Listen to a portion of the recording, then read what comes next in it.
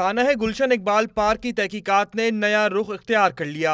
हुकाम ने मुजफ्फरगढ़ के रिहायशी यूसुफ को मुबैना खुदकुश हमलावर करार दिया।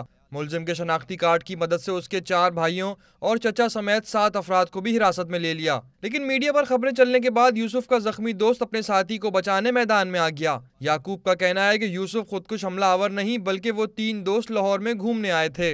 यूसुफ, मैं और बिलाल, हम 3 लोग इकट्ठे घर से निकले एक ही मोटर बाइक पे 125 पे। बिलाल ने बाइक ड्राइव की है, बीच में यूसुफ बैठा है, पीछे मैं था। हम गुलशन ब्लॉक इकबाल में पार्क में पहुंच गए। वहाँ से हम घूमते घुमाते 5, 15, 20 में एंड हुए और वहाँ से घूमते घुमाते नमाज़ पढ़ी है और पिक्चर्स वगैरह ली हैं।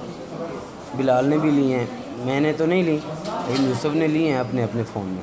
याकूब के बयान के बाद उम्मीद की जा रही है कि तफ्तीशी हुक्काम जल्द असल मुजरिमों तक पहुँचने में कामयाब हो जाएंगे।